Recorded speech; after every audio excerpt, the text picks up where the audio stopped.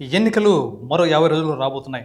మరి ఈ నేపథ్యంలో ఆంధ్రప్రదేశ్‌లో ఈ యొక్క రాజకీయ పార్టీల మధ్య పొత్తులు, ఎత్తులు ఇప్పుడు ఒక తుది దశకు చేరుకున్నాయి. అయితే ఈ నేపథ్యంలో భారతీయ జనతా పార్టీ, బీజేపీ, అలాగే జనసేన, టీడీపీ మధ్య పొత్తు ఉంటుందని ఇంతవరకు ఎదురు చూసిన వారికి ప్రస్తుతం టీడీపీ, జనసేన ప్రకటించినటువంటి మొదటి జాబితాలో బీజేపీకి సంబంధించి ఎలాంటి ప్రకటన కానీ, బీజేపీ అభ్యర్థులకు సంబంధించినటువంటి సీట్ల కేటాయింపు కానీ జరగకపోవడం పట్ల అసలు బీజేపీ, జనసేన, టీడీపీ మధ్య పొత్తు ఉంటుందా లేదా అన్న సందేహాలు వ్యక్తమవుతున్నాయి. ఎందుకంటే టీడీపీ, జనసేన మాత్రమే తమ అభ్యర్థులను పొత్తులో భాగంగా ప్రకటించాయి. దాదాపుగా 99 సీట్లను ఈ జనసేన, టీడీపీ అధినేతలు ప్రకటించారు. అయితే ఈ నేపథ్యంలో ఇంతవరకు పొత్తు ఉంటుందని భావించినటువంటి బీజేపీ నేతలకు ఇది కాస్త నిరాశ కలిగించని చెప్పక తప్పదు. ఎందుకంటే రాబోయే ఎన్నికల్లో 3 పార్టీలు ఉమ్మడిగా పోటీ చేస్తే బీజేపీ కూడా కొన్ని సీట్లలో పోటీ చేసే అవకాశాలు ఉన్నాయి.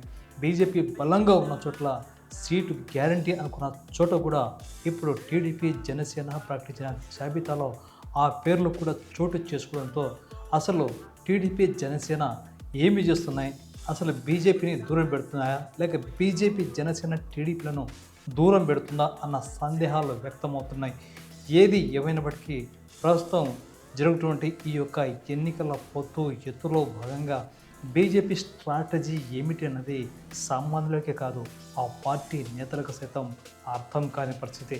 అయితే ఇక్కడ మాత్రం చెప్పుకోవాల్సిన ముఖ్య విషయం అంటే ఎన్నికలు ఎప్పుడు వచ్చినా, ఎన్నికలు ఎక్కడ జరిగినా, పొత్తులు లేకపోయినా, పొత్తులు ఉన్నా బరిలో ఉండడం ఖాయమన్న విషయాన్ని ధీమాతో వ్యక్తం చేస్తున్నారు బీజేపీ పార్టీ నేతలు.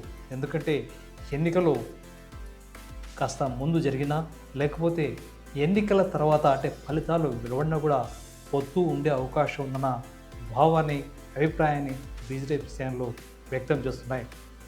మరి ఈ నేపథ్యంలో నంద్యాల అసెంబ్లీ నియోజకవర్గానికి సంబంధించినటువంటి విషయంలో బీజేపీ ఖచ్చితంగా ఈ యొక్క నంద్యాల నియోజకవర్గాన్ని తన పొత్తులో భాగంగా బీజేపీకి కేటాయించే అవకాశాలు ఉన్నాయని గతంలో స్పష్టమయ్యాయి.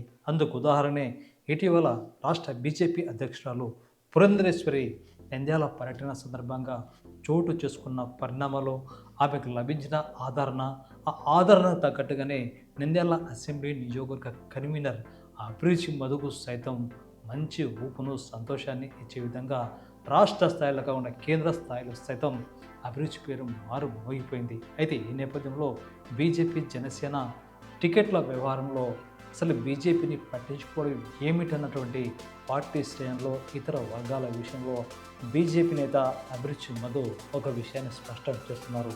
పార్టీ అధిష్టానం నిర్ణయమే శిరోధార్యం, పార్టీ ఏమి చెప్తే అదే చేస్తాం, తాము ఏ మాత్రం వెనక్కి తగ్గే ప్రసక్తి లేదని, పార్టీ అధిష్టానం మనకు నడుచుకుంటామని, ఎన్నికల బరిలో కూడా ఉంటామని స్పష్టం చేశారు అభిరుచి మధు. పార్టీ నాయకులు కానీ, పార్టీ కార్యకర్తలు కానీ, పార్టీ అభిమానులు కానీ ఏ మాత్రం నిరాశ చెందాల్సిన అవసరం లేదని, తమ వెంట బీజేపీ ఉందని పార్టీ శ్రేణులకు ధీమాగా చెబుతూ అభయం ఇచ్చారు.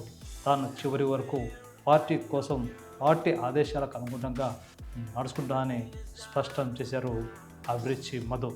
తనకు పార్టీ ఆదేశాల ప్రకారం ఎలాంటి బాధ్యతలు ఇచ్చినా చేపట్టడానికి సంసిద్ధంగా ఉన్నట్టుగా స్పష్టం చేశారు అభిరుచి మధు.